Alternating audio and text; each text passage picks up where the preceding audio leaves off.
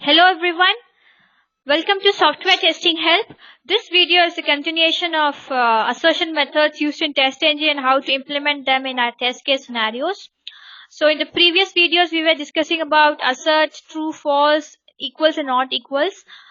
In this video we will be discussing about assert null and assert not null methods and how do we use this validation or how do we handle validation using these assertion methods. Now to understand about assert null and assert not null, assert null actually validates or verifies any value that you are going to perform an assertion on to be a null value. It expects that particular value to be null. Whereas in assert not null, the data value that you're going to assert or perform an assertion on should have some return type. It might be an integer, it might be a string, it might be a boolean. So it should have a return type. Its return type should not be null. That is what assert not null does. Okay. So when you talk about assert null, it expects a null return type for that particular value that you perform an assertion on. For assert not null, it expects some return type. Okay, any return type, it expects a return type except a null value. Okay, so that is what assert null and assert not null basically means. Now we will look into these assertion methods with examples now. Okay, now here I have test cases to explain assert null and assert not null. Let's look into the fourth and fifth test case. It says verify next button is disabled on load. So my expected result is next button should be disabled. And the fifth test case says verify next button is enabled after valid data is entered. So my expected result is next button should be enabled. So for the first test case, next button should be disabled on load. Second test case, next button should be enabled after entering valid data. Now let me show this manually to you in rackspace.com. So this is the website. I go to sign up and go to the sign up form page.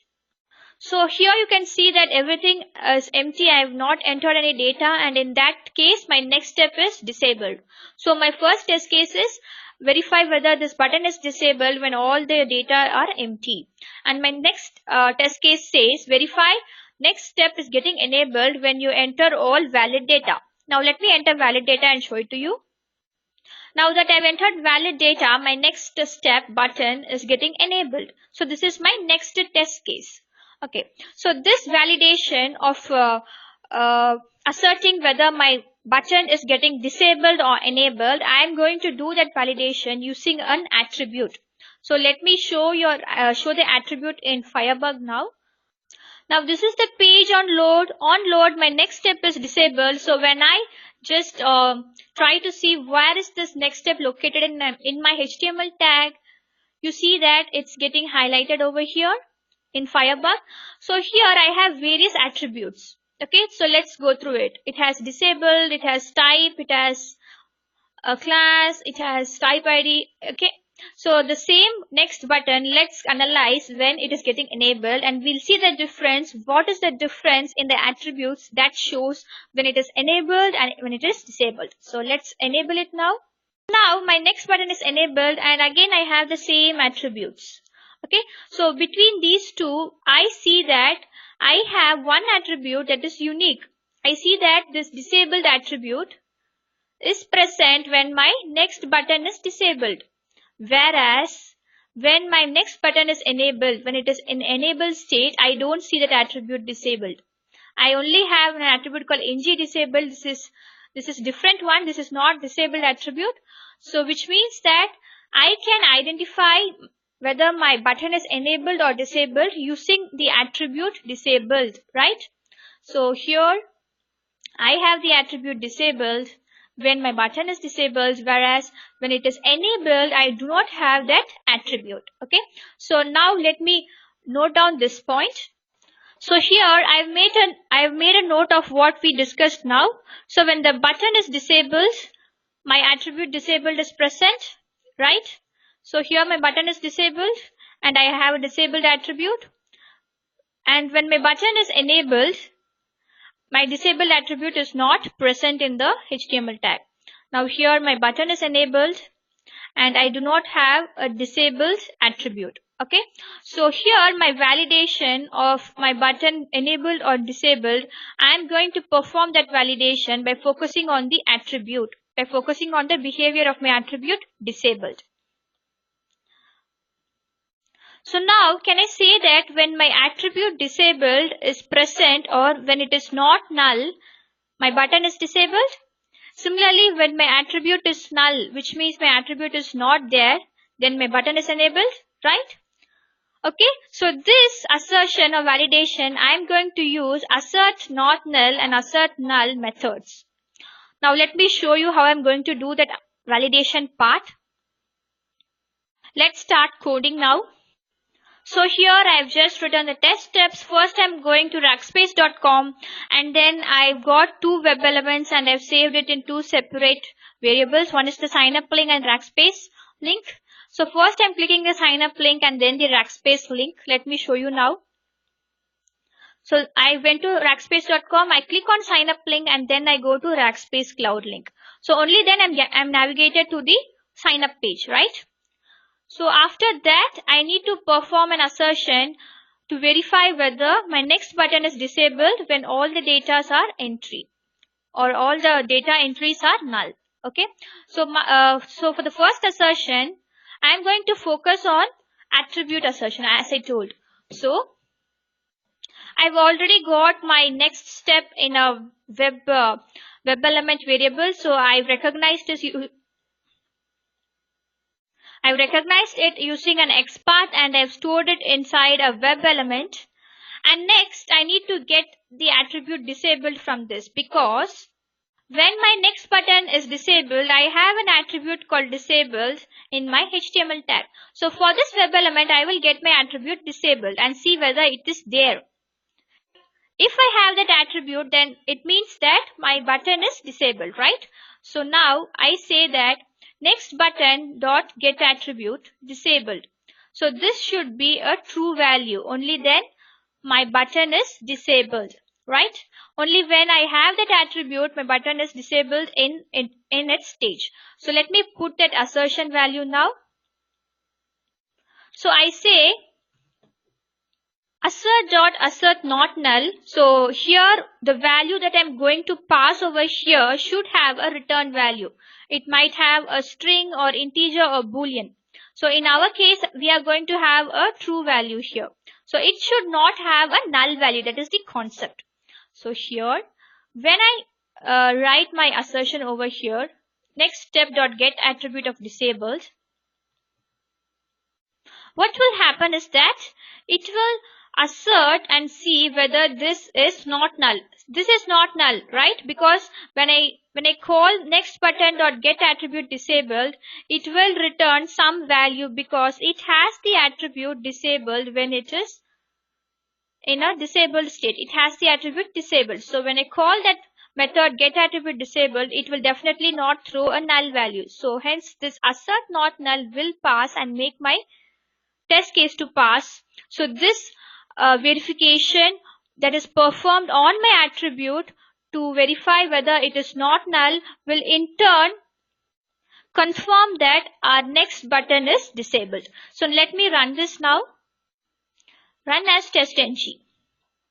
Chrome driver is opening my Chrome browser and now rackspace.com is getting invoked. It should click on sign up link and now it should assert whether my next button is disabled. So here you can see that my test case has passed. So when I look into my console, so first I opened rackspace.com and clicked on sign up link and then I got the next button in a web element. I've saved it in a web element variable and then when I say next button dot get attribute, which I printed in the previous line, I got the value as true. Right? I got the value as true, which means it was not null. Since my assertion was not null, it got passed and it made my test case to pass. Okay. Now the same test case, let me enter valid data and assert whether my next button is getting enabled. So when it is getting enabled, what is happening? I don't have a disabled attribute, which means my disabled attribute is null. So I will assert for a null condition. I will assert whether my disabled attribute is null. So let me write that code now. So now I've returned the code for entering valid data. So I entered the email address, username, password, confirm password. I selected a question and then entered an answer.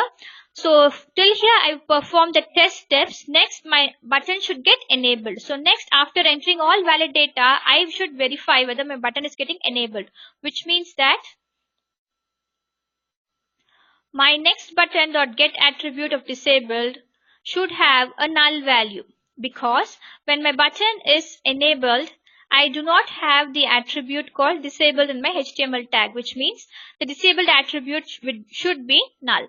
So I will put that assertion now. So here I told that assert for a null value. So when I say next button dot get attribute disabled, this should return a null value because my button is enabled now and it no more has that attribute called disabled. Okay. Now let me run this now. You can see that first I am loading the web page. Okay, I am performing an assertion for not null when it is disabled, and then I am entering valid data. And then again I'm performing an assertion for a null value, which means my button is getting enabled. Okay, so now let me run the entire test case. Run as testng. Chrome browser is getting invoked, rackspace.com is getting opened. Now it should click the sign up link. Sign up link got clicked. Now it should perform the assertion. So on load, my next step should be disabled. So after doing the assertion, next it should enter valid data. Now it's entering valid data and now assert whether the button is getting enabled. Yeah, now here you can see that my assertion has passed, and when you look at the console, first I just clicked on the sign up page and then asserted whether my sign up or the next button is getting disabled on load. So on load, my next button value was true, which means my disabled attribute was there. So I asserted for a not null assertion, and then I made or entered valid data, and then again I performed an assertion to verify whether. So here I entered valid data, and then again I performed an assertion to verify whether my next button is getting enabled. So when it is getting enabled, my next button attribute disabled will have a null value. So I asserted for a null attribute. Okay. So this test case has passed and then made my entire test case scenario to get passed. Okay. So this is how you handle assert null and assert not null methods in your validation. So this assert method not only for checking the disabled or enabled status, you can also do it for a checkbox. Another example here, you see the checkbox is checked here, and when you look inside your HTML attribute, you have an attribute called checked. So when you uncheck it, this attribute will not be there. So similarly for any attribute, you can perform this assert null and assert not null. Basically, you do it for asserting two toggle items. It might be enabled, disabled, check, uncheck. So kind of toggle items wherein there will be a change in your attribute status when you perform that particular toggle action. You can use this assert null and assert not null method in your validation. Okay. Now I think you got an understanding of the commonly used assertions. So we were discussing about assert not equals, assert null, assert not null, equals, true and false. Okay, so in the next video we will be discussing about assertions with real-time test case scenarios and how to decide which assertion method you put for a particular validation. Okay guys, thank you.